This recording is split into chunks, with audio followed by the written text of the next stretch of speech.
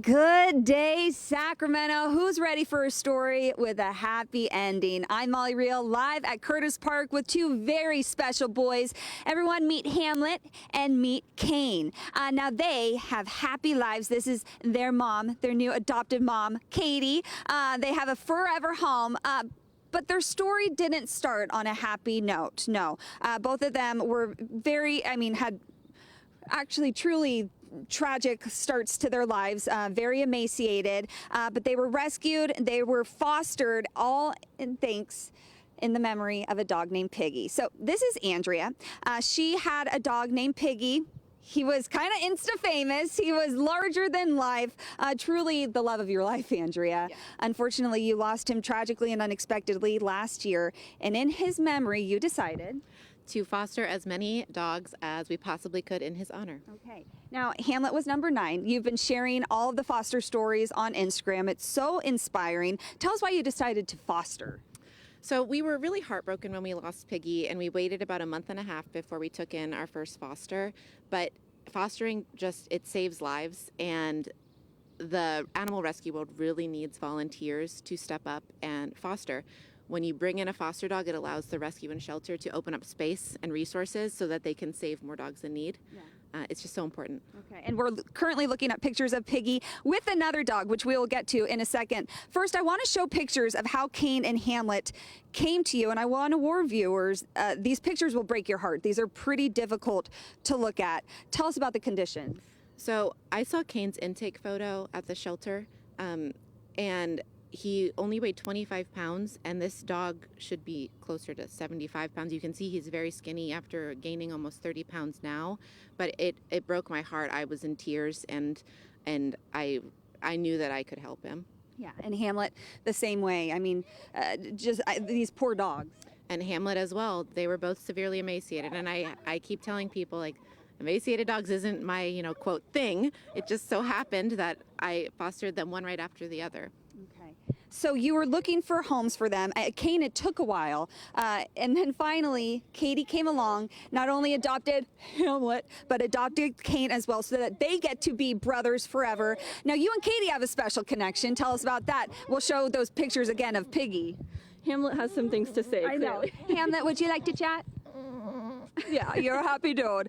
So Piggy is with a dog named Leia. That was your love of your life. Yes, she was. So I adopted Leia from Front Street shortly before Andrea adopted Piggy from Front Street, and we met through Instagram, and Piggy and Leia became best friends, and they always hung out. We took them on walks at the park, and they both had similar tragic upbringings, and they both sadly passed away within months of each other.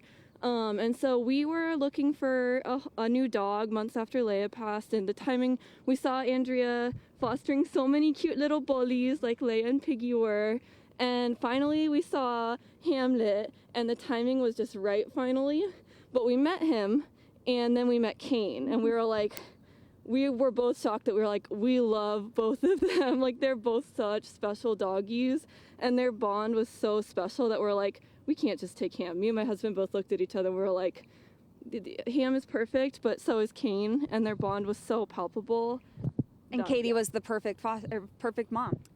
That's what I always said, because after knowing Leia and Katie and her husband, seeing how they took care of Leia and their cat and their bunnies at home, I knew that she loves her animals and would do anything for them, and it wasn't even sad to say goodbye to the dogs because they're going to a great family. I mean, what a happy ending. I know that you, on Instagram and TikTok, people say all the time, oh, I hope you foster fail. Your goal is to be able to do this for as many dogs as possible. So this isn't foster failing, this is foster succeeding. And I think your message too, there are so many reasons that people give to not be able to foster. I work all day, I'm gone from home all day, I don't have a yard. Well, these dogs are in kennels by themselves 23 hours a day, so being at your home for 10 hours a day by themselves is better than that. It absolutely is.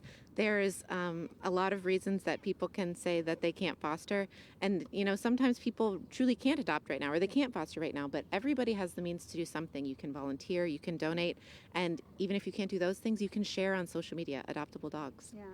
Well, Thank you for honoring Piggy in the most beautiful way. Thank you for providing a home for these two boys. You can follow both of their adventures at Piggy Bully at Franco Pets. Okay, I can't wait to see. Clearly, they're still healing and growing, but they have some beautiful lives ahead of them. Thanks to these two, and thanks to the memory of Mr. Piggy. We'll send it back to you guys. Yeah, you chatty boy, aren't you, Hammy? Even if you can't commit to the whole lifetime, it is so easy to be a good human. Fostering or just assisting for folks who are fostering saves lives. It does. And those pictures, while so hard to see, this is the end result, right? Of somebody getting word that these dogs needed care and a good home. And now look at, they are well on their way. And we are happy. so happy to see that.